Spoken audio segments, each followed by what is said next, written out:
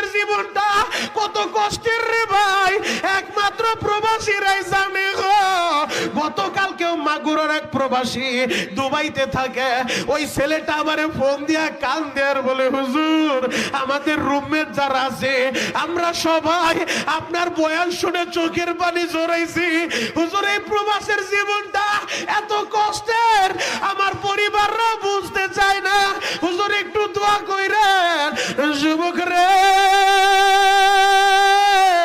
আমি শরীয়তপুরে প্রবাসীদের জন্য বেশি দোয়া করি।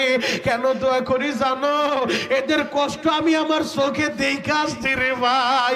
ও আমার যুবক বন্ধুরা, বাবা বিদেশের বাড়িতে থাকে, তুমি তো মনে করো আমার বাবা একটা টাকার মেশিন, আমার বাবার কাছে যা চাই তাই পাওয়া যায়।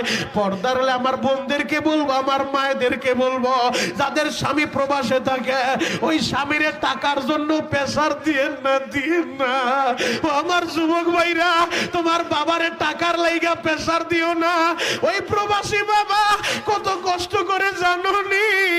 এই ঈদের সময় সে যা চায় সবার জন্যই মার্কেট পাঠায়, কিন্তু প্রবাসী ওই ভাইটা ঈদের দিনও পয়সা থাকতে পারে না।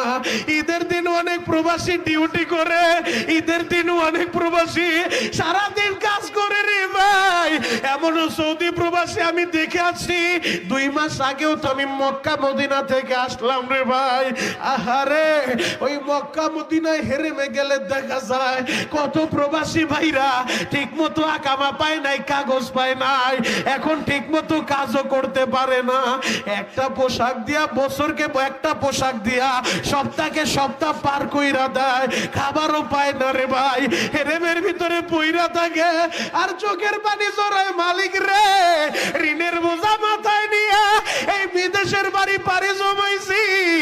আল্লাহ, মাসটা শেষ হইলে ঋণের জন্য মানুষ আমার বাড়িতে প্রেসার দেয়, মাসটা শেষ হইলে সন্তানের স্কুলের ফি দেওয়া লাগে, মাদ্রাসার বেতন দেওয়া লাগে। আল্লাহ, ঠিক মতো কাজও পাই না। অনেক প্রবাসী এমনও হয় রে ভাই, কষ্ট সহ্য করতে না পাইরা অনেক প্রবাসী আত্মহত্যা পর্যন্ত করে।